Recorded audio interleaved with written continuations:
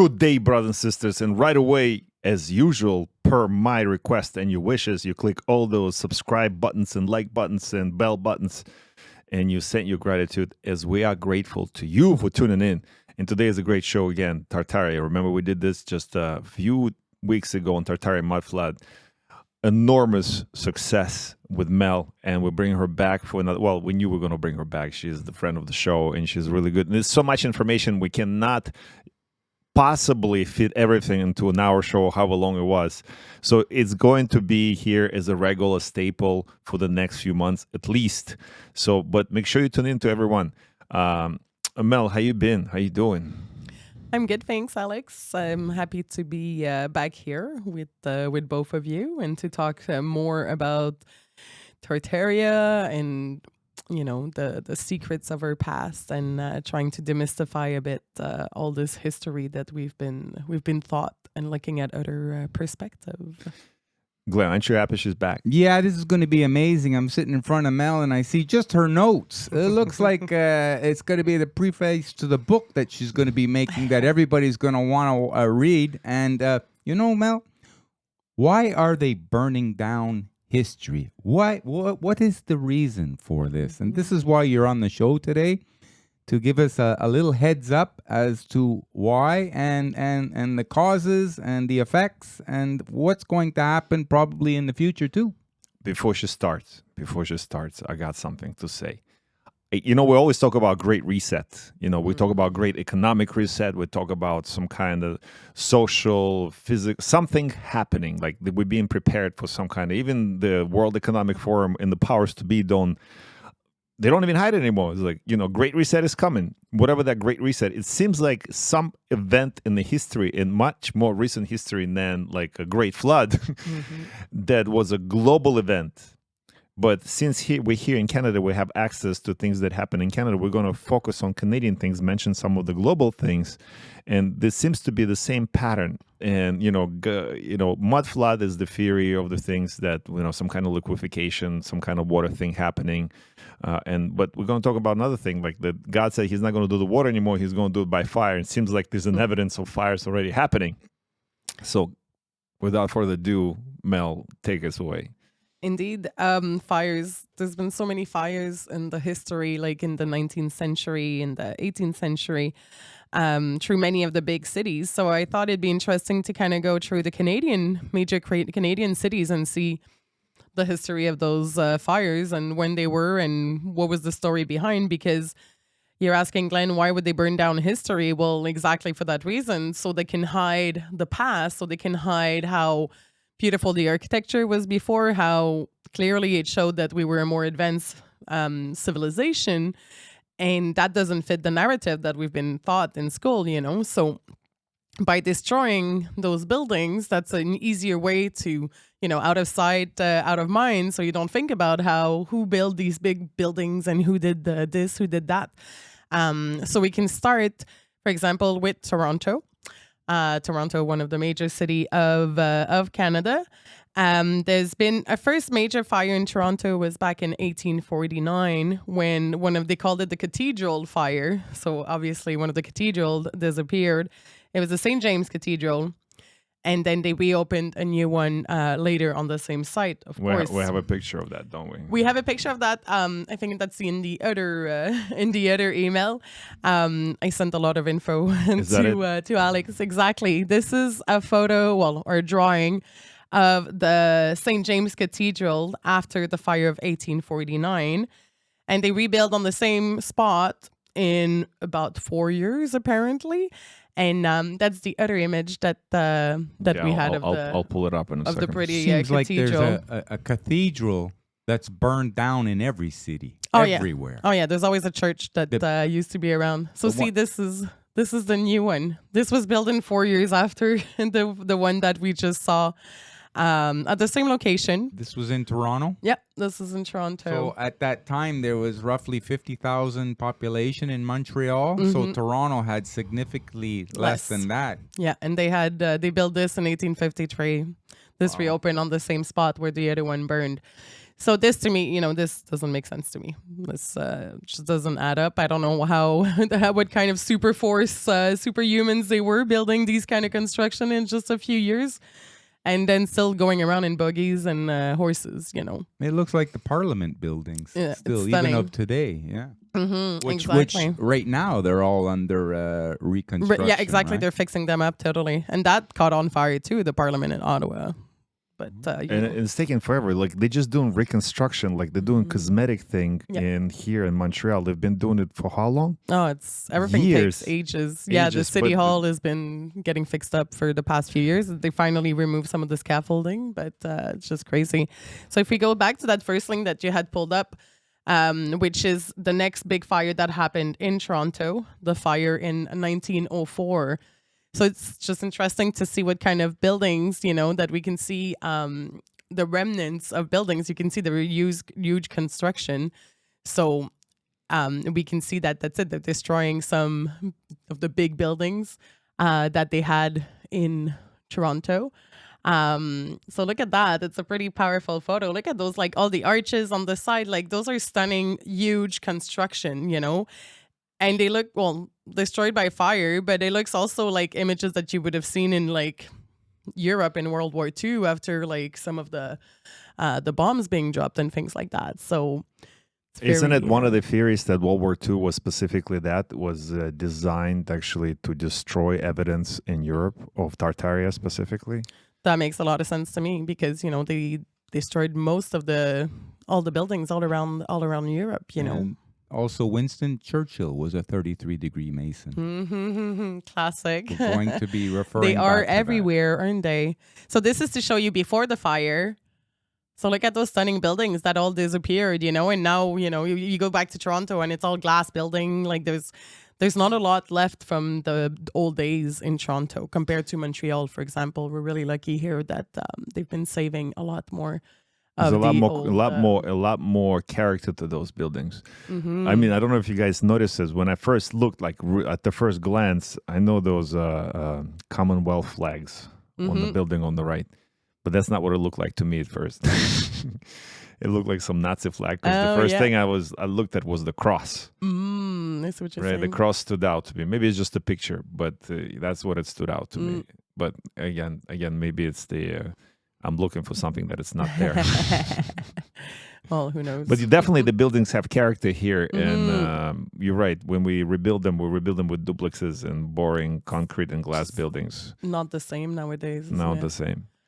So this was a big fire of in 1904. It destroyed quite a bit of the city. We can see here on the map all these buildings that were destroyed through this fire. The fire that started in the top left corner where there's a little X and took over all that portion of the city. So they're saying maybe a stove was left burning after the workday. They're not too sure how it burned. But that's what I find interesting, like looking through all these different fires. There's always a similar story, and we'll get back to that also a bit later.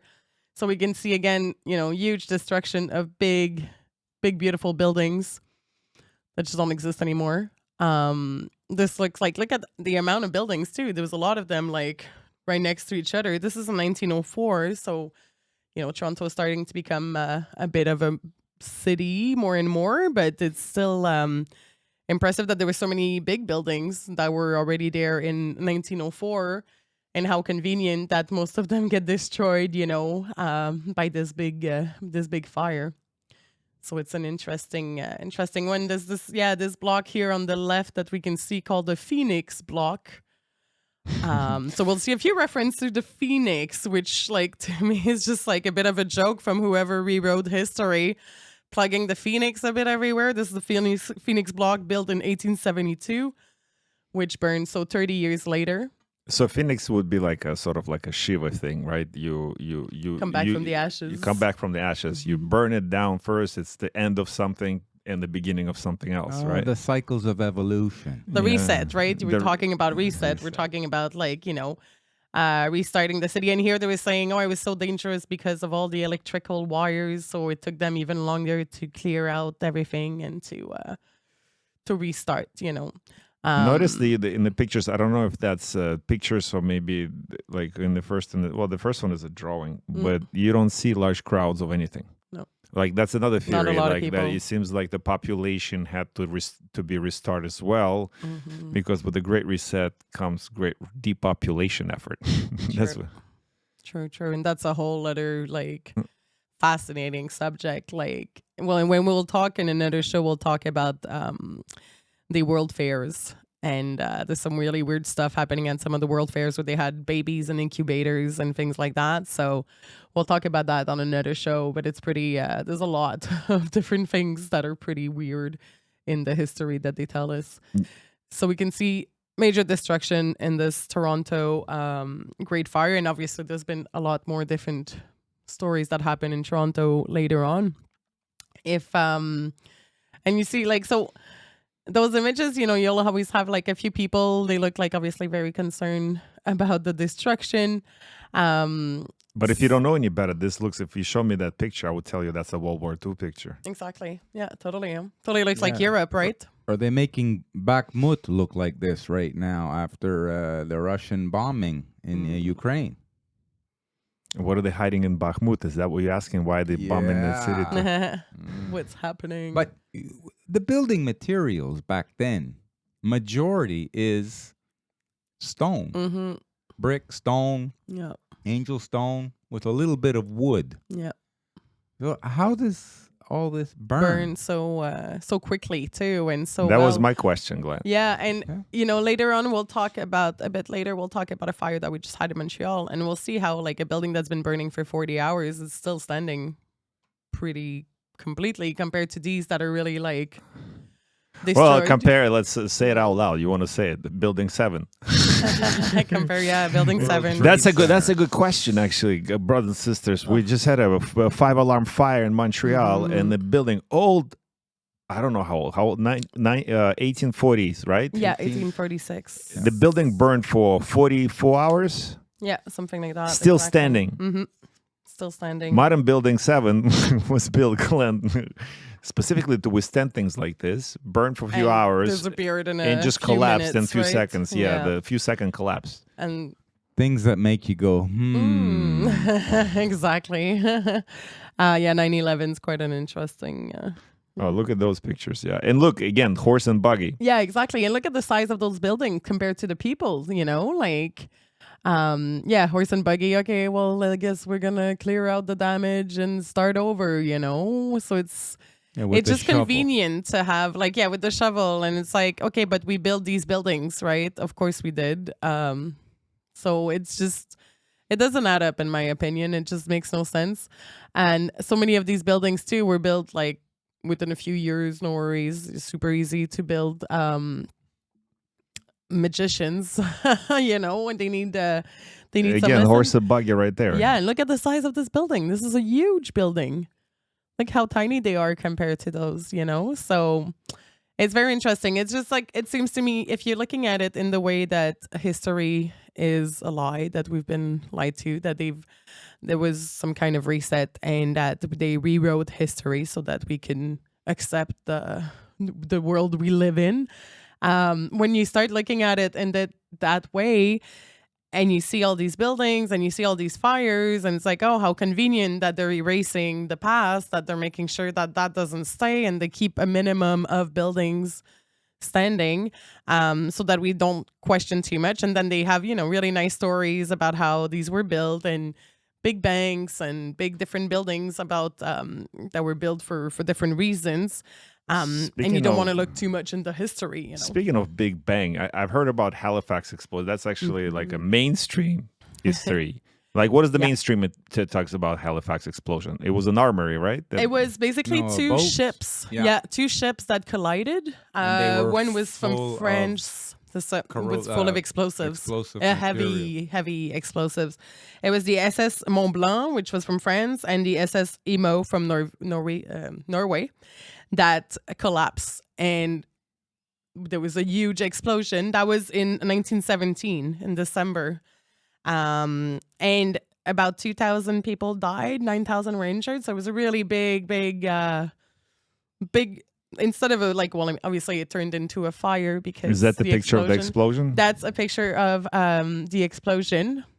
Just after the explosion, it says 15 to 20 seconds right after the explosion. So you can see that's a pretty big, pretty big cloud. Almost like a mushroom cloud. Almost like a mushroom cloud. A mini mushroom cloud. That's a whole different discussion, right?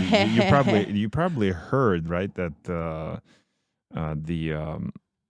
there's a theory that nukes are not real the way we perceive them. And there's another picture of the mushroom cloud. Yeah, it's pretty interesting. But what I find interesting about the Halifax explosion is that they say that it flattened the city. So it's interesting. It's like, oh, okay. So suddenly now the city is all flat, convenient. Again, you can restart building and erase the whole past of the city. It says it flattened more than a square mile, so 2.5 square kilometers of the city. And there was a tsunami of like 60 feet because of the explosion, which ended up destroying 1,600 buildings. 1,600 buildings just disappeared. A whole section of Halifax was just erased. And that was obviously the older section where like all the older buildings would have been. So again, how convenient, to have this to erase in a way history, flatten the land, you start over with whatever you want. There was also an exposition building. Is that it? Was, that's also part of the explosion? That's the view, yeah, from across the water. So you can see like on the other side, that's where Halifax is burning. But it shows you how intense of an explosion that was. So it was really big damage. And what year is that?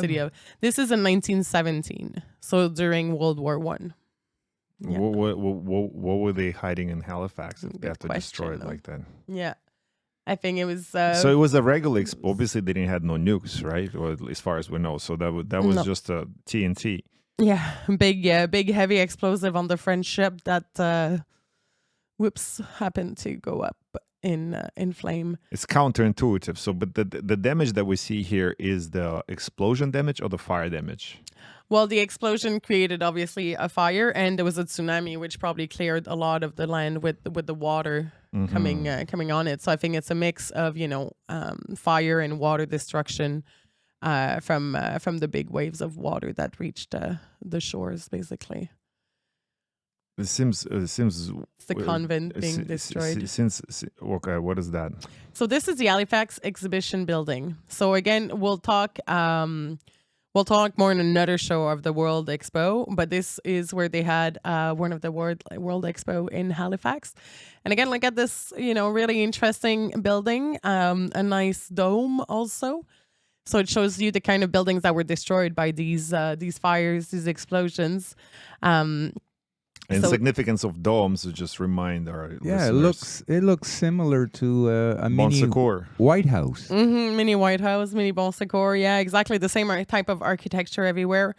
Domes can be used also. Some of them were used for free energy. The energy was traveling from one building to another, and having the dome and some like Tesla technology spire on top. Yeah, exactly what Tesla supposedly rediscovered by later on. But this is just to show the kind of buildings that we lost through those type of fires, explosions, such as the Halifax explosion. So lots of destruction, and we have a memorial bell tower. I'm not sure how. Well, I guess that the bells are from one of the churches, maybe that burned. Who knows? It's a pretty random memorial. Let's move on to another city, just to keep seeing what kind of things we had through the country. So Hull, if we go back to Quebec. Hull, Gatineau, just outside of Ottawa. Exactly, just on the other side over there. A few big fires, obviously, over there, not just the one. So I know that Hull was founded in about 1800, just to give you an idea of when the city started. In the 1880s, we had one fire that destroyed about 400 houses. Then 86, about 110 houses that were destroyed. 1888, then instead of saying houses destroyed, we've got 125 buildings. So it's just also interesting how they change the wording sometimes. Sometimes they'll just be houses and just residential area that burn. But then other times you'll have buildings and they'll be very kind of broad about like what kind of buildings burned. But the biggest fire that they had was in the 1900s. So these are images that we see from that fire in Hull on April 26, 1900. So the fire started in Hull, started getting a lot of the city, started burning, and then it traveled across the river through all the logs that were on the river But to here's the go picture. to Ottawa. Here's the picture. Here's a picture of the log and trying to go from one side to the other. So the river was on fire. The river was on fire and made it that Ottawa also burned. And that destroyed about 4,000 buildings. I've heard about that fire water. They nicknamed it Jack Daniels, by the way. But they say, you know, so it went across the logs, destroyed factories, public buildings, housing, shops. So again, a lot of destruction in Ottawa. So you're saying the fire started in Hull, Gatineau, and traveled across the water because of the logs in the water. Yes. Okay, so Right? I guess It makes total sense, doesn't it? sure. And then it went into Ottawa. That's the how capital. exactly. That's why it crossed over and went to Ottawa. Here, I guess we can see this little kid looks so cute in front, but they're still trying to they have like in the back, we can see the water from the firefighters going to try to stop the fire. And again, we see them on horses with the buggies, you know, and it's just interesting that so many big buildings were already there and disappeared, got destroyed by different fires.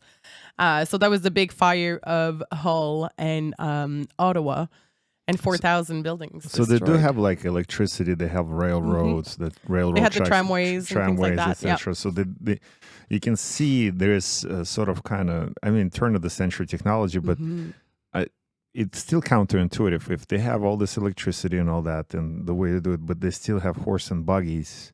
I'm sure they have electric engines at that point as well already.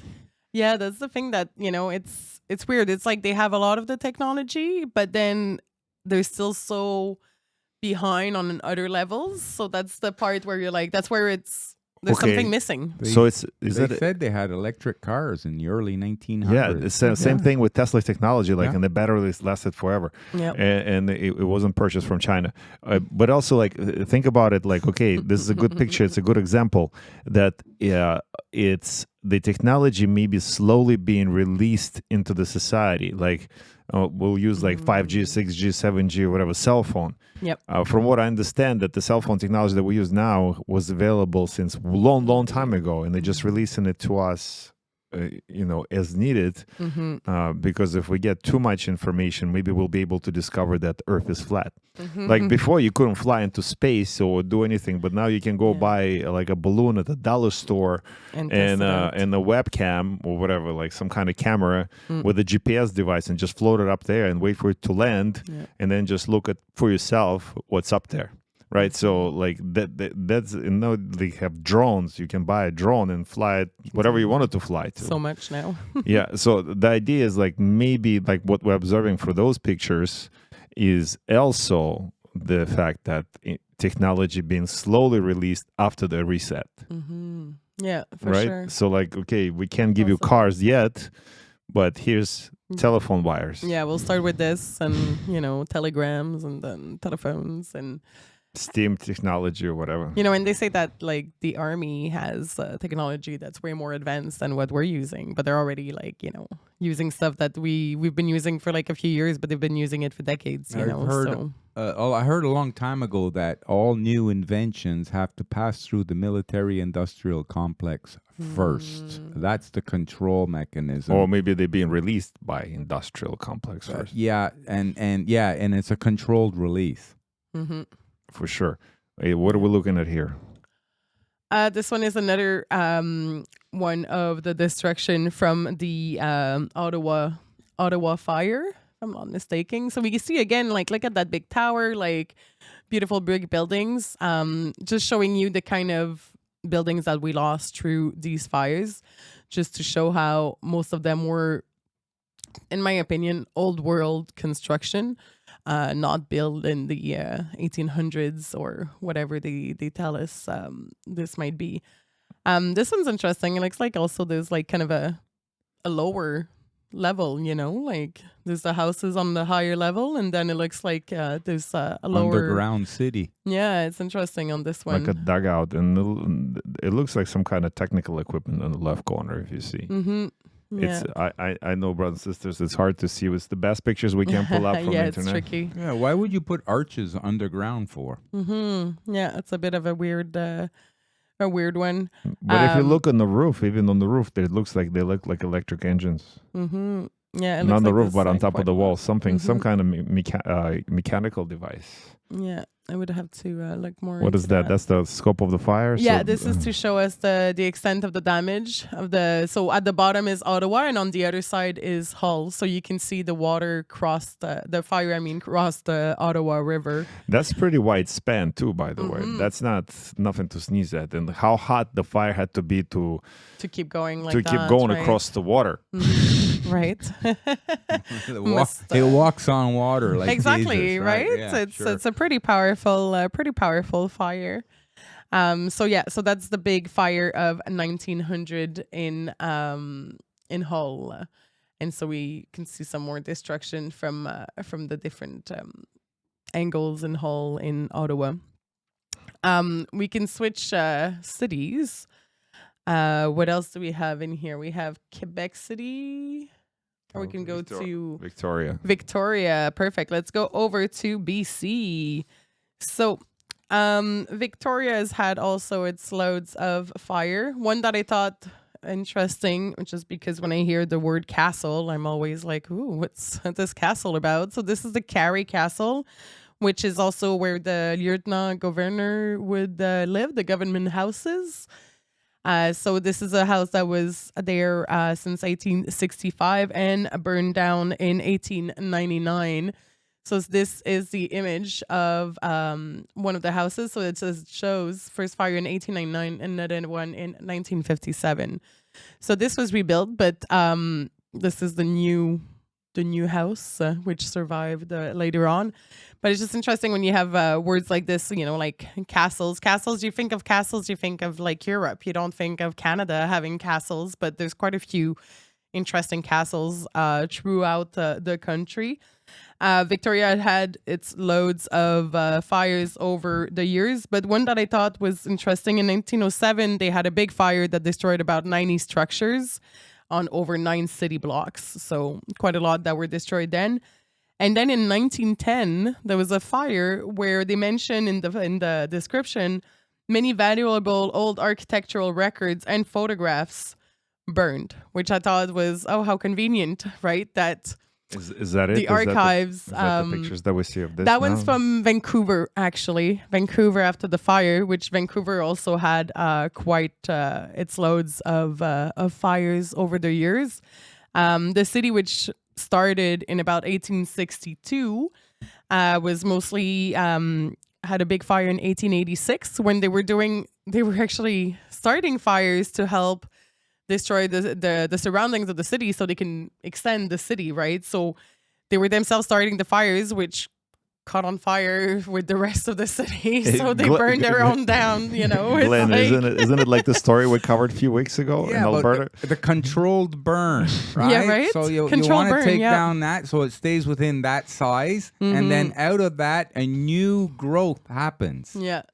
So it's pretty, it's an interesting way to do it. But here we have some images from one of the Vancouver fires. Again, look at that beautiful, huge structure in the background with like all these arches that look like a stunning building. How was this built when the city was about 20 years old only? Yeah, it doesn't make sense. Like, look at this. There's stone here. Yeah. And then you have this. Yeah, Cordova Street, where you see like all the different buildings that were destroyed.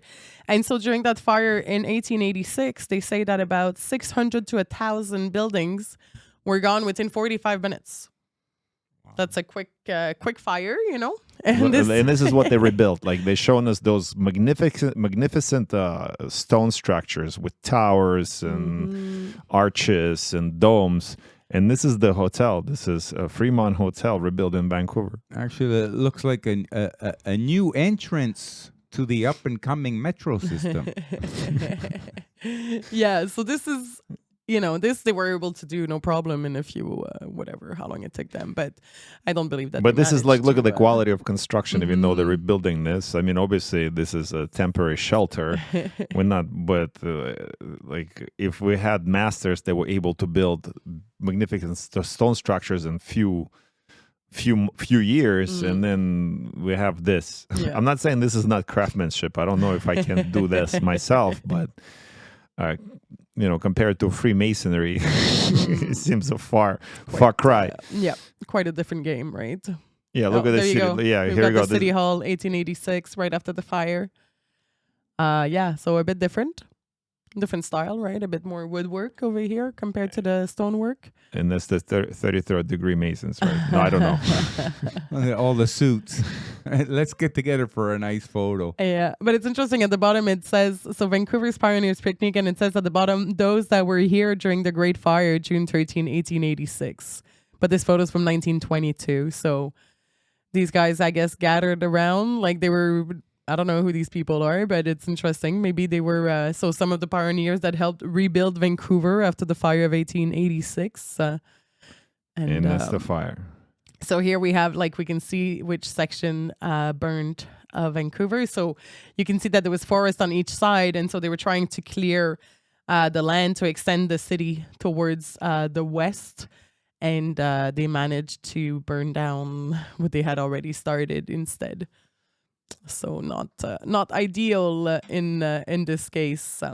So it's interesting, the story behind a lot of the fires. Either they don't know how it started, or it was they all this say random the same thing. Yeah. Right? Oh, it started because Of extreme heat. Exactly. Extreme heat. There was a hot, dry summer.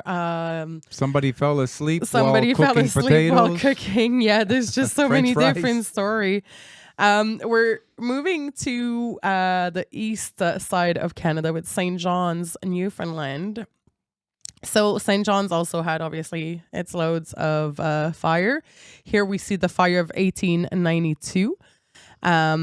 Just a side note, there was one before, about 50 years almost before, in 1846, where 2,000 buildings were destroyed back in 1846, including a cathedral, a customs house, a courthouse, some schools, some churches, some banks. 2,000 buildings. 2,000 buildings in 1846 already. St. John's had that many buildings, plus more because some remained.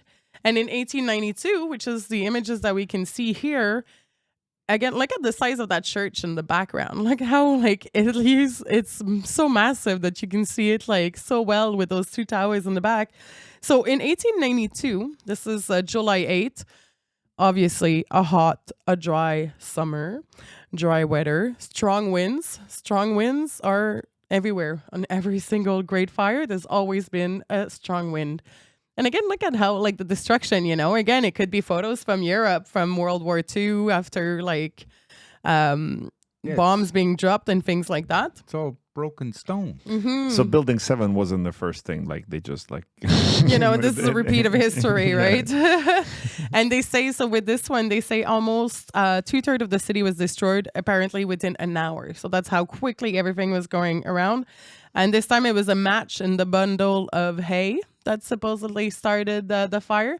Oh, here we go. The Anglican Cathedral, 1892. So we can see the remnants. What's interesting, okay, so they supposedly built this church in 3 years. 1847, it opened in 1850. Then it burned in 1892. We can see the remnants. It took them 10 years to fix it up. So how did you build it in 3 years, no worries, and then to fix it up later when you already... Yeah, that is it. When you already have the base of it, it doesn't look, it lost its roof, but it's still got a lot of, the structure is still standing really strong, but that took 10 years to fix up. So I would say, the front half of the building, 50-60% of it. My sister got married 25 years ago, roughly, in Long Island, New York. Mm-hmm. And it was in a church. It looked, the whole front of that looked identical. I remember walking in the church. I'd never been there before. And, at my sister's wedding, and I just dumbfounded. I said, who built this? What is this? This is old? Magnificent building. Yeah. it's interesting because they were really proud of that church, and they thought that it would never burn, and it was super strong. So they, during the fire, apparently they told people that they could put their furniture in there to save their furniture from the fire, which is how the church burned and lost its roof, because there was so much furniture in the end and in the church, and it caught on fire. Or And this is the explain to me. church- So the fire, usually it's like it's an emergency. Things happen quick. So people actually, the Had fire time. was slow burning. Like we had one in Montreal that burned for 4 hours. Mm-hmm. So people, let me get this straight. Let me recreate an image. It's like, oh, there's a fire down the block. Let's take the furniture down to the church. That's Mm-hmm. how they talk in St. John. Okay, that's it. and then they run there and they go you grab your furniture, because you probably have your horse and buggy. You put your furniture on the horse and buggy. You take it to the church. Avoid the horse and buggy traffic. Mm-hmm. Because everybody's taking there, and then Yep. somebody has to help you to unload, put all this in there. Yeah. When that story doesn't make But then sense. but it all burned in an hour, right? So it's like, yeah, no, that's the thing. When you start looking into the past and looking really like more concretely in certain asking questions, going deeper into certain events, it's laughable sometimes. Okay, listen to this story. This is my favorite one.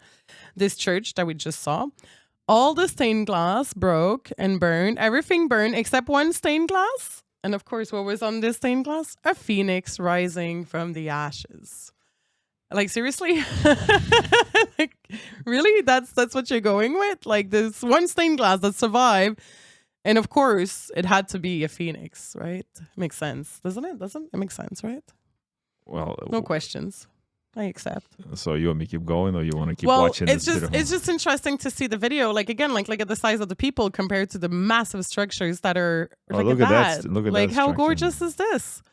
It looks like a church as well, Like, but look at those beautiful arches, like stunning buildings that we lost with all these fires. And to me, when you look at it, I see these buildings being destroyed, and these buildings don't add up. And like, we can't build this in like a year or 2 years. So many buildings. Okay, are so built if in that's the 2 original years. structure, right? That's a good question. If that's the original structure of of the buildings that we're observing, right? If that's the original, and then they got burned out, but they got rebuilt with worse. Makes no sense. No, it makes no sense to me at all. Doesn't work. And like that, like they say, okay, we can build this cathedral in 3 years, but then it takes us 10 years to fix it when we still have a lot of it remaining. It's like, Only a fool believes everything they're told. We just like that lady said, remember on the last episode, you can fool some of the people all the time. You can fool all of the people sometime, but you cannot fool all everyone, the people all the time. Yeah. At some point, there's a limit of like, yeah, look at this structure. I have to look into it. This was an interesting research for me too, because there's certain, like, I've been to a few cities in Canada. What's that building in the back there? But that's it. Like, what is this building in the back in St. John's, Newfoundland? And How they didn't- huge is this? and they And didn't- I they haven't didn't- looked into it, but they I'll didn't have burn. to. That one didn't burn. No, it's doing well. So I'm gonna have to do some deep dive into a few of the Canadian city. Yeah, that big one wasn't on the honey to burn list. No, that one, was saved. Was saved. That was probably had a few phoenix stained glass as well, keeping it from burning. Or I got a theory: somebody important had a furniture in there. That's another possibility. So let's see what else. We have a few more cities that we haven't covered. Well, next to it, I'll just mention quickly St. John, New Brunswick had a big fire in 1877. And this is another city that was leveled by the fire. So again, interesting that they talk about that they say, okay, well, the city was leveled. So that to me is intriguing. It's like, okay, well, was there a lot of evidence maybe of kind of mud flood, or like, things were not even in the city. And then conveniently, 1877, you get a fire that destroys like 2/5 of the city. 1,600 structures are destroyed back in 1877. 8 churches. How did St. John, New Brunswick have 8 churches? Like, why would St. John need 8 churches? Banks destroyed, hotels destroyed. So many different destructions. And St. John, New Brunswick also had another fire 50 years before that had already destroyed half of the city. So it's just What about how much of the city was there before? What about Calgary? I was there almost 10 years ago, and everything looked to be that's like a modern city. Calgary is a funny one. Calgary, I found there was a big fire in 1886. I couldn't find many photos of this fire, but check this out. This one in Is that it? in Calgary. That one's in Montreal, but we'll get to it. That's Calgary soon. That's possible. No, yes, that is Calgary. Exactly. Thank you. That is Calgary. So Calgary, check this out. This is the story in Calgary. They received a new fire truck, so that's great. But no one had the authority to to pay for it. So the new fire truck was at the freight shed, all ready to go during the fire. They couldn't use it. I love these little stories. Like, there's so many like random stories. It's just like, it doesn't add up. And so this time they say about 18 buildings burned in this one. And this was only 2 years after the city started, with about 4,000 people in 1884. So you can see how this is what Calgary looked like back in the days. But there's still we can see some stone construction in the background, in front they put us really looks like the Wild West, right? Yeah, it looks like a Hollywood, Clint Eastwood. They all have their Wild furniture. West. There was no church to put their furniture in this one, I guess. But so it's, it's interesting to see the kind of stories. I love that story about the fire truck. We got the fire truck, but no one could pay for it. So can't sign off on it. Can't sign off on it. No, we're not that. important enough, so we can't have insure it yet. No, exactly, right? Insurance is another, Big guy, are we going to take it home here to Montreal? We're talking about fires. Well, let's. We're circling back. We're still in the east. Let's do we Quebec. We can do Quebec City, exactly. And this is an interesting video with Quebec City because it kind of shows the how the city grows and where the fires were. So Quebec City also had its load of fires over the years. We have one that was. One of the first one was 1845. In summer 1845, 2/3 of the city was gone. 2/3. 2/3 of the city in 1845. But the city, Is old this Quebec? city, yeah, this is Quebec City. This one I think might be the fire from 1845. Yep, there was 2 fires in 1845. What happened? There was the first fire in May. So in May they had a violent fire where 1,600 houses were destroyed and 3,000 non-residential buildings.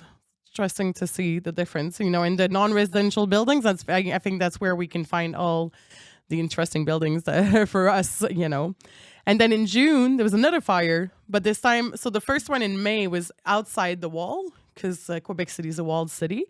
So the first one was outside the wall. And then the second one in June, the following one, was inside the wall. And back then, think about the population of Quebec City was about 50,000 people, just to give you an idea. But inside the wall, 2 churches burned, 3 schools and 1,300 houses. So a lot of destruction once again. This is going back, St. John, New Brunswick, from 1877. So look at that bridge too on the side. I hadn't even noticed that, but look at that massive bridge on the left side here. So I'll have to do, I kind of want to go to St. John now after looking about all these, looking into the history. There's a few places that I'd like to go have road trip for Melanie. Yeah, Tartaria road trip, right? Just to go check out some of. Is this still Quebec? No, this is Montreal. But you see where they're taking out the furniture, saving, and we have the raquette in front too, the snowshoes right in front. Very important element to save. This is Hayes House in Montreal. But let's watch that. There you go. We have the Quebec City little video. So this is telling us about all the great fires in Quebec City. So you can see Quebec City started in 1608, first fire 1682 in the lower city. It shows also where the wall was. So back then, about 85 houses that were destroyed. We moved back. Now we have the full city wall. 1759. What is that? Asteroids? Yeah, right. Exactly. What's going on? Where is this fire coming from? From the sky. So this is when there was war happening at the time. When we switched from being a French colony to an English colony. The wall. Growing. That's because Quebec was a fort. Yes, before, right? exactly. So the wall was that's a form another of protection. Yeah, we'll definitely do another show eventually on Star Forts because that's a fascinating subject too. And that's the one we have is in Quebec City. One of them. Yeah, one of them that we have definitely. So again, you can see how many, like, 50 houses destroyed, and they had like so many fires près de ville, so it's like close to the city. But lots of different fires, and then we'll have the 1836, which was a smaller fire. 1845 was the one that I told you that destroyed supposedly about 2/3 of the city. So mostly out of the walls, right? So everything that was inside was saved, but Saint-Roch, which is still a popular neighborhood, this is the one that got destroyed from the May 1845. So 1/3 of the city completely gone. So in May, and then in June, they had the other fire inside the walls. So you'll see it's the other side that's burning now. So that's to show the destruction of the fires in Quebec City. So we have everybody just looking at the fire because, fires were quite of an attraction also. Like people were like, they didn't have TV back then or phones, right, to keep them entertained. So people were really intrigued when things were burning down, which is still the case. Like when the fire we had here in Montreal this week, there's a lot of people watching also. I think there's something very intriguing, fascinating at watching destruction, Especially if you started it. Well, yeah, that's another issue. Pyrotechnique nutcase. So 1865 just keeps burning like different parts of the city. Well, that's just because, insurance, right? That's the big one from 1866. And this one destroyed 2,500 to 3,000 buildings. During this one, they ran out of water. Yeah, and there was also strong they wind. Ran out of water. Yeah, they're right there, but they can't keep going. So this shows you all of the different fires, but there's been quite a lot in Quebec City, obviously. Let's just go to Trois Rivières, and then we'll come home to Montreal. Trois Rivières, I found some photos from an old book that I own. There was a big fire over there. This time in June 22nd, 1908. So a lot of them happen obviously in summertime when everything is hot and dry. It's always a hot and dry summer and also. Windy. And windy, strong winds. Problem with the firefighters. The fire truck hasn't been signed for. Lots of different stories that happen all the time for the different fires. When it's like, that's it. It's like the same setup for every city, but with a different backstory. Okay, so here this guy lit a match. Here this one shot at something and it didn't work. Or like, there's always like a story. One was like little kids that were going into this house, but it was dark, so they lit up a match and the match caught on the hay. And it's like, there's always like a little some background. But the one in Trois Rivières, it destroyed 800 buildings. So most of the old city, especially the old city, that's what it was destroyed. All their commercial area. And that's the one that was started by 2 little kids, supposedly. No one passed away in that one. Some of them, like, obviously there's been some deaths, but this was a 3-day long fire. Apparently in Is it from the book that you sent me? Yeah, from the book on Trois Rivières. It was a book on Is that it? Trois Rivières perdues. I think that might be Montreal. Yeah, that's in Montreal. Oh no, it is. Sorry, no, that's it. You're right. It is it. 1908, the fire of Trois Rivières. So this is an example of the buildings that we lost. This was the new firefighters' house, the caserne, the new house that got destroyed by the fire. So they obviously, they built a new building to help their firefighters, and it was destroyed just not long after. So again, there's just so many things that it's just almost ridiculous. And some banks burned also. History doesn't repeat, but it sure does rhyme. The similarities, even when your own firehouse burns down, you gotta say, oh, well, the firemen, they were all busy. They were playing cards somewhere. They were busy putting the fire out everywhere else. Oh, that's a good picture. So there you go. You have some, we can see here some big structures that were gone. So it says La Rue Bonaventure at the bottom, seen from the spire of the cathedral after the fire of 1908. So again, and it shows at the top, it's a collage of different a montage of different photos, and it shows you the destruction of, again, like big structures, big buildings, like not just small little houses made out of wood that are destroyed by fire. These are big structures destroyed by different type of violent fires. Yeah, like right here. Look at that's right? Like look at this college. They call it Collège à Tourelle, which means like college with towers. Like that looked like a little castle right there, And this is the custom house as that's well. That's a pretty big building. That's a pretty big. Like if you compare the size of the people, like pretty big. And the post office. Post office also, why do you need such a big post office? Like that's another, like buildings of post office across the country, across the world, they're stunning. It's a federal building, right? Yeah. And look at this stunning Le Bureau de l'Express et les ruines du Frein Hotel. So this was a hotel. But again, look at how big this is. Look at these like arches. The Colosseum in Rome. Yeah, it looks like Rome, right? Very similar. Mm-hmm. Actually, the first I saw that looked like a Roman structure to me as well. Yeah. So it's interesting to see how the same kind of architecture is found worldwide. And in Trois Rivières, Quebec, did you even know we had something like this? I didn't even know we had Trois Rivières, Quebec. So from Trois Rivières, let's come home to Montreal. Now that we've seen some of the major fires all over the country, obviously Montreal has had quite a few fires in its history. Montreal and Quebec, two oldest cities in all of North America. Yes, Hull is pretty old too, and I think. I don't know if it's St. John's or St. John, but one of the two is really one of the oldest city as well. I think it might be St. John's, actually. So there's parts of the country that, we don't talk about so much, but they have also a big history behind. So Montreal, many fires, 1721, 1734, 1754, 1765, 68, 1803, 1852.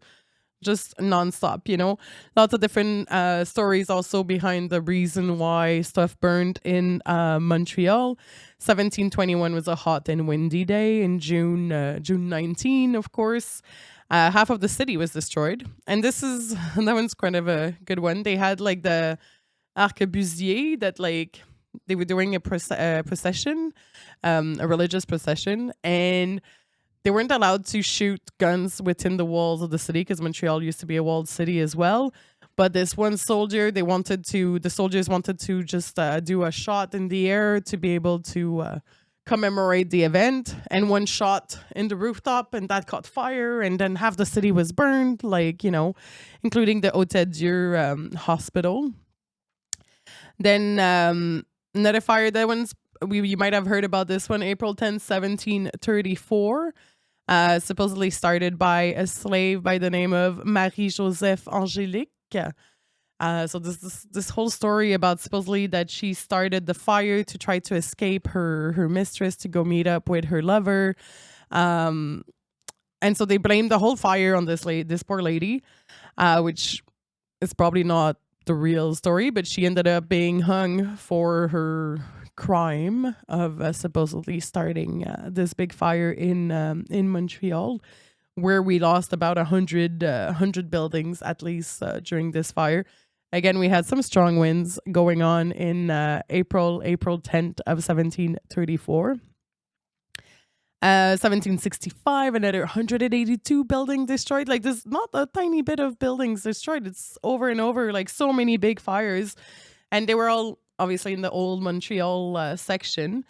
But the biggest one that a lot of people maybe not remember, but the one that's most known is the Great Fire of 1852. When the image that we can see is the Hayes Hotel, which was one of the buildings that burned down, Hayes House. Great Fire of 1852, where they say that about half of the city was destroyed. July 8th, July 9th, again, in the middle of summer, strong winds, hot summer, and the whole city, half of the city burned. This time we had a new reservoir that was at what we know now as Square Saint Louis. So they had a new reservoir already to, help for any fires. But of course, it was in reparation. There was dried exactly when the fire happened. What's that picture? This is the St. Andrew's Church after the fire of 1869. So this church ended up being destroyed, but it's one of the churches that we've lost through fires. We lost another beautiful one in 1852 called the Saint Jacques Cathedral, St. James Cathedral, if we were to translate it. That was in the Quartier Latin. So some of the churches that we've lost through those big fires in Montreal, and so many other buildings that we've lost as well over the years, is also supposedly some military buildings that were destroyed. So it's like, okay, what are these buildings that disappeared in the city? And I think that's what's interesting, is to see what was destroyed through those fires, what's been completely hidden away. Obviously, fires are still an issue today. We're still losing some beautiful old buildings. We lost recently. There was a big fire in Old Montreal, maybe about 2 months ago now, close to that. Big fire in one of our heritage buildings, and we had one this week on Sherbrooke Street just a few days ago. That was this is the first one. This is the one from from Old Montreal. Yeah. And this one was a real tragedy because unfortunately a few people passed away. You can see the beautiful structure in the background, and they're trying to save it. Like the structure remained. They said that was an Airbnb. Yeah, people. Really? Illegal Airbnb in there supposedly. Well, not supposedly. It was Airbnb. With no exit, emergency exit. So the building wasn't up to code in this case.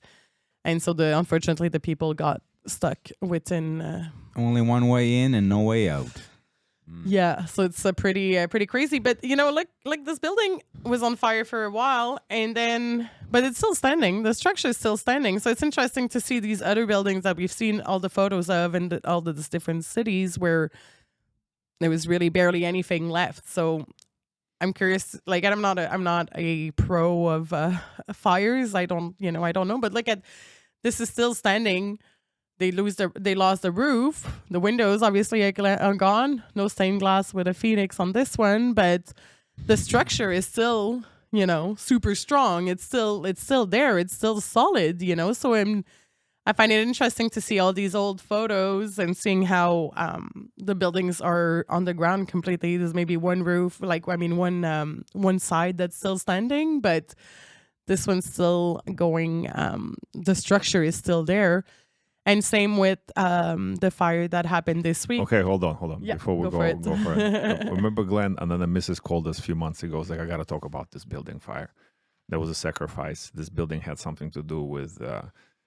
I don't know, like it was some kind of Masonic worship thing, and the people that died in this building were sacrificed, and had something to do with child trafficking from back in the days. Something crazy stuff going on, like something to do. Maybe it was a sort of cleanup. It wasn't necessarily the actual fire that, like it looked like it was an arson. It felt like it was destroyed intentionally. There's something behind that story. But again, I don't know. I wouldn't know. But like you said, the fires sometimes don't make sense. Specifically, Building 7 fire.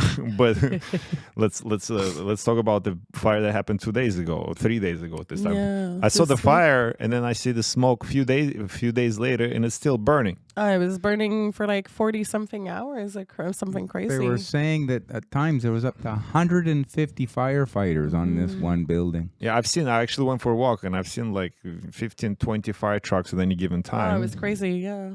The smoke was really intense. Like I was walking around and I saw, like, I could see the smoke still burning, and that was the following day. So this is on Sherbrooke Street in downtown Montreal, close to Saint Laurent. And the building that you can see is called the Monastère du Bon Pasteur. monastère standing for like monastery, basically in like a convent. This building was built in 1846. Yes. In about 2 years, of course. It only takes 2 years to build buildings in Montreal. They turned it into a residential for seniors. Yeah. It was residential for seniors. Condos. Yeah, exactly. Condos. Daycare. It was a housing co-op. Offices as well. And offices. Yeah. And also in the bottom, there was Heritage Montreal. Ironic, eh? Yeah, They're it's the so ones who are ironic. supposed to protect the old buildings, and their Yeah. building is... And I wonder, I don't know, like I hope, because they have a lot of archive documents also, you know, so it's interesting to see what, I hope that some of their stuff The tower with the survive. dome. And the dome is crushed now. I passed by it this morning, and it's gone. But it took them. But again, like the structure on its own is very strong. They allowed people to go back in today to go get their stuff, you know, in the apartments. So this Does burned this for make 40 sense? hours, you know. Does this make sense? Something burns for that long, and now they're saying that the fire started in the attic. Yeah, I don't exactly. Yeah. So the fire goes upward, right? Mhm. So it should be, if it starts near the top, it should be easy to put it out. It didn't start at the bottom and the fire is going up and then burning everything on top of that. It started at the top. So where does it go? Down? Yeah, it's true. It's a good question. Yeah, it's hard to trust anything. Like it's even hard to trust the women, you know. I had a joke to go with, but you know, this is a whole different show. I'm not going to do that.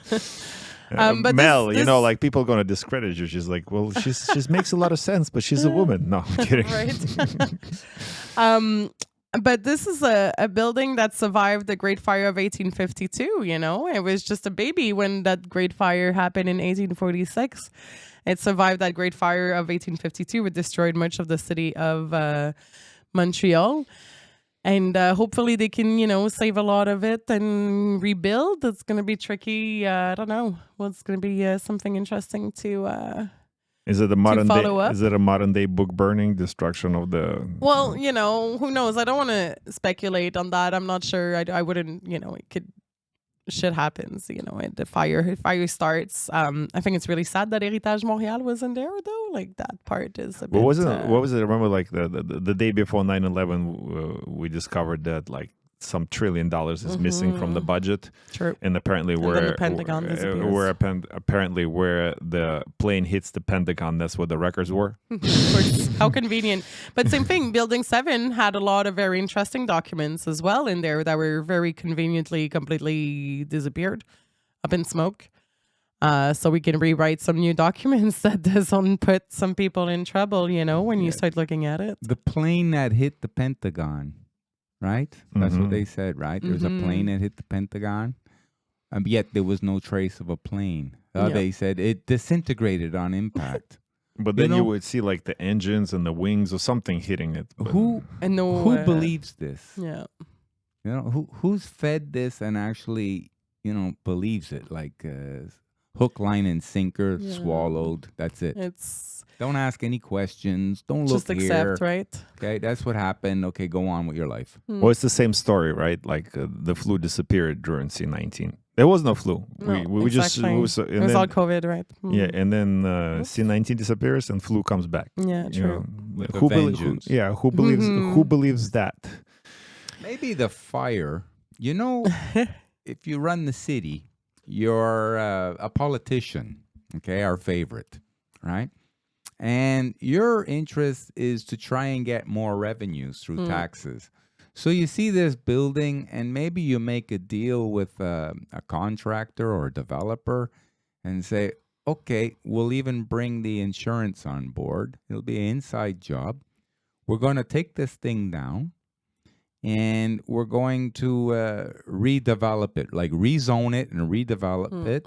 And the building that we're going to put here is going to bring in maybe Revenue, 5-10 times the revenue that the existing building was bringing in. You know, this stuff happens a lot more than people know, right? Well, the same story I'm saying, like, why was Saint Denis and Saint Laurent road construction was going on for years to kill the businesses? It's not because they wanted to kill the businesses alone. They're just like, well, let's just build new ones in Griffintown and regentrify Saint Henri. St. Henry, you'll get a lot more. It'll still be a little bit on St. Lawrence and Saint Denis because that's people come there anyway. But we'll just reestablish the new neighborhood. And wouldn't you know, they build all the condos there with all the shopping and all the bars and all the restaurants. And, you know, there's something to it, Glenn. Yeah, the new hot place to be. They're going to be coming after you, man. Now you tell me, you're exposing the secrets. Whoopsies.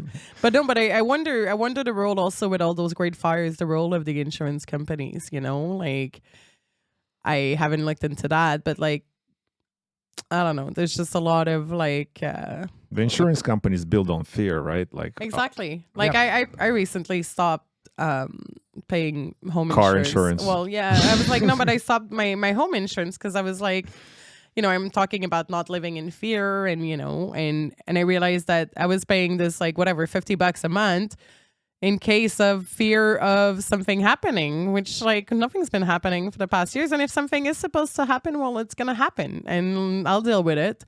But I'm done giving my money away for no reason, you know. Like, and also try to collect once it's due. Yeah, they're gonna take everything possibly in the tools of bags not to pay you. Yeah, exactly. There's always a tiny writing. Oh, but you didn't read the tiny writing at the bottom of our... The fire was not started with a match. It was started with a lighter, so we cannot pay you. Exactly. Same, but different. It doesn't work. Well, speaking of constructions, like, right, we have this construction here that we can see, like, okay, Building 7 obviously was constructed terribly, and that's why they collapsed a few hours into it. This building... Clearly. I'm being facetious, but this building was burning for 2 days plus or whatever. And it's still standing. Yeah. And apparently those buildings have been built fast and with amazing architecture, and they had some intricate design beside have a functional design to it. You know, and we promised to include something about Tartaria and this kind of construction in Montreal in each episode. We want to cover RBC building. Beautiful building. Tell me about that one. Oh, this is one of my favorite, definitely, that we can find in Old Montreal. The old RBC. RBC is the Royal Bank of Canada. This is their original head office. Yes, and it's their second headquarter. There you go. Here it is. We can see on the video. This is an incredible, massive building. That was finished in 1928. So this was built in 2 years. Look at the size of this. This is 22 floors. This, when it was finished in 1928, was the tallest building in the whole of the British Empire. That's a lot of overtime. Right? They must have worked like days and nights and just nonstop, right? And it's high above, but it's also low, long time below as well. There's it's 2 basements inside.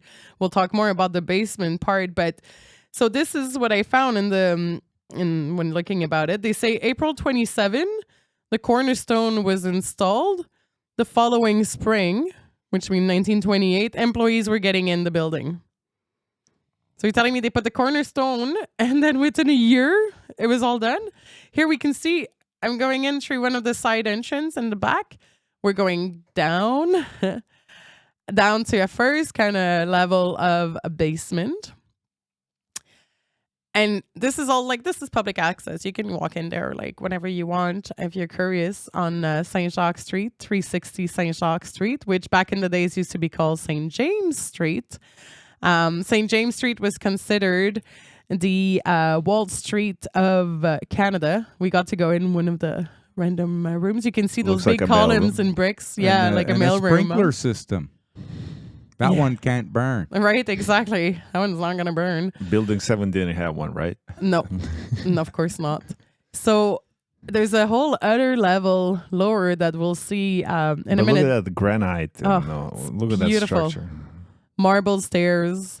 It's just like opulence. Like so much money. Like, and that's what they, back in the 1850s, 1950s, Montreal was the big metropolis of Canada.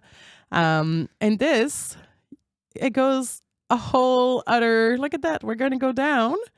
This is the first other level. We're already underground, right? And then there's a gate here, but there's more stairs going. It keeps going down. This is the entrance to a nightclub that's located at the bottom in the old vaults of the RBC Bank. So there's a whole other, it keeps going down there. It's just insane how big it is. I've never been to this club, La Voûte, but I'm kind of curious. And one day I will go into it for research purposes because, like, it's amazing how the this below is a little, ground yeah. is so beautiful. It's it's nicer than the above ground so often. Look at this is La Voûte's like promo video to tell you to rent out their place. So it says it's in this is the biggest vault in all of North America. That was built here for the RBC building. And it looks almost like a joke. Like it looks like, again, they're playing with they look like the aristocracy, French the movie aristocracy. where Tom Cruise was in that movie, no? Eyes Wide Shut. Eyes Wide Shut, yeah. true. Total Eyes Wide Shut vibe. And so it looks like a massive structure. This is the inside of the vault, La Voûte, in the back. And like the ceilings are super high. Like it looks like very intriguing. I'm definitely going to have to go do some research in there. So then we're going up the stairs. Going up to see the rest of the building. A fire there. Just not mean to cut you off, but if there was a fire, what really is going to burn? Right, exactly. Like, it's all like, and they show the buildings completely disintegrated, not just a fire, but just in pieces. Yeah. How is this going to become into pieces? Look at that ceiling. Magnificence. Look at that. It's so incredible. It's just so like powerful. And so the RBC Bank was founded in 1864, okay? And then they had a first headquarters where they were just for a few years. And then they built this one, which was open in 1928. And they only stayed in this massive, beautiful building for 34 years. So this was built in 1864. No. This was built from 1926 to 1928. Okay. But the bank started back in 1864. So the bank is 100 years, is a century older than the G-Man, because the G-Man was founded in 1964. Big guy. So this was the actual branch. This was the branch of the bank with the beautiful ceiling. Now it's a cafe. It's the Crew Collective Cafe that took over in about 2016. After the branch of the bank had closed a few years earlier. And they really kept all the bank tellers. They did a great job at occupying this But this look space. at that architecture. Look at that design. Like crazy. And they built it in 1 year. Yeah, pretty much. It says cornerstone April 27th and then open the next year. They've been renovating the courthouse, not the courthouse. The city hall. The city hall for like how long? Oh. And they've built this. So many years, yeah. The cornerstone is actually the top of the arch. The angled stone at the top of an arch is a cornerstone. Isn't it? It's possible. I think it's... You sound like a Freemason, Glenn. But it's nothing's just, free. Like there's so many details. Oh, look at that crest. What is that? Oh yeah, that's the well, it says in the middle Admare, Amari Usque Admare, which is the motto of Canada, from one sea to the other, and those are the crests of the Canadian of Canada basically. And we have unicorns on our crests because Canada's such a magical country. The unicorn and the lion as well. So. And Amari Usque Admare, which means from one ocean to the other. Do you believe unicorns actually existed? Because it's like, why would dragon exist in the 13 in the zodiac, right? Mm-hmm. Is this 13th sign? Why would they put unicorns everywhere? The way they would the thing that we talk about dinosaurs on stones and gargoyles and all that stuff. And there's some griffins also with at the entrance of this building. We'll show them shortly. But yeah, there's so much, and there's so much that they're showing us, but they're not telling us about. Like they're including so many different things like that, and it's like Okay, but why would you include unicorns? Like, were they real at some point? Like, is that where it comes from? Like, why would you put this like supposedly magical animal on the crest of your country? You know, horses, like, right? Look at all those details. Like, there's so much bronze as well in this building. It's just insane the amount of details that we can find here. And yeah, of course, built in 2 years. Like, how? Like, that's just. Anybody has an answer to how they can build this in 2 years, please let us know, because to me it's pretty mind-blowing and doesn't add up. The architect of the building is called Sumner Godfrey Davenport, American-born Canadian architect, who became the official architect for the Royal Bank of Canada. So basically, for about 20 years, he just built bank branches across the country. So including the beautiful one that we still have here in Montreal, 22 floors. These are the bronze doors, the elevator bronze doors. Like, so much details, you know, it's just so beautiful how things were built before. Like, the beauty was everywhere, surrounding us everywhere. Just now, look at those doors. Exactly. They're magnificent. But yeah, so stunning building. And we'll talk about more other stunning buildings from Montreal next time. We'll also cover some other interesting subject. We'll see which one we approach. Well, I have some construction before we go. I have some construction pictures. Look. Yes, we have one construction photo. This one shows you a bit the insides to show you a bit what it's like a cut of the side of the building. And it shows you also some beautiful sculptures that you can find on the side of the building on the top left corner. This is another view in 1935. The building hasn't changed at all, but it shows you how intense it is. Old photos from the inside of it when it was a bank, the big room that we saw where the cafe is now from 1930 here. Another nice view. And this is the only construction photo that I can find of this building. And already on this photo, there's a lot of it that's already built, and this is supposedly like not even a year before it opens.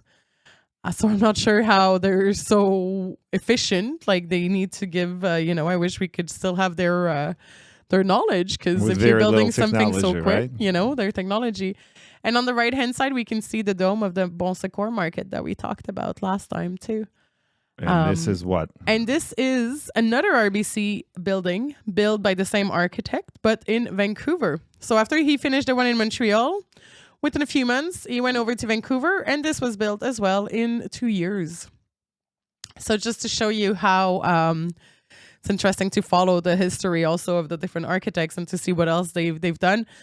But yeah, they were really good at building massive buildings in 2 years. Always only 2 years. That's all it takes. See, we've got this. So he brought his super crew that he had in Montreal, and same thing. So we can see some similarities supposedly in the architecture. But this guy just built a whole bunch of RBC branch buildings for 20 years. And this is the beautiful one from Vancouver that he's done. That's a good gig. Yeah, it's a pretty good gig, huh? So you're the official RBC Bank architect, So what do you think you guys take on all this? Like, fires are, those magnificent buildings that we have remnants of. We definitely cannot recreate those. And as you can see that with the fires, like brothers and sisters, like we just showed you some of the evidence that the fires took out some of the architecture that we never replicated. And even like those buildings that we're showing you from the turn of the century, RBC buildings, they're so magnificent. Go to any, like Montreal just, build skyscrapers out of wazoo, apartment buildings and commercial buildings and all that stuff. None of them look nowhere near as magnificent. And constructions takes a lot longer to build. I mean, you discern, got to make your own mind, figure it out for yourself. But the fact that we're asking questions about things that we cannot answer, and you can give me a whole bunch of nonsense, and you can talk to a whole bunch of architects, and this is how they did it, and this is what we did. But they did this with a horse and buggy. Right. They did this with a horse and buggy. So it's a forever question. How did they build pyramids, right? Well, with the horse and they didn't even have horse and buggy back then when they built the pyramids, right? So my question still stands. Continue to ask questions. I mean, we'll go tune in back into Alex Saz Show for the Tartaria specials with Mel. Mel, thank you so much for coming. Glenn, thank you for your contribution to the. It's important to have Glenn on the show because he has the Freemason insights and all that stuff. I'm happy you are here, Glenn. I'm happy we are friends. Don't forget your friends. But Mel, thank you so much for coming. Any last words? Keep rising like the phoenix in the stained glass, Oh, very good. So, brothers and sisters, if you want to keep your house untouched by fires, find yourself some stained glass with a phoenix on it and install it in one of your windows. Then you're good. And then you're good. On this note, we're going to see you on the next one, brothers and sisters. Tune in.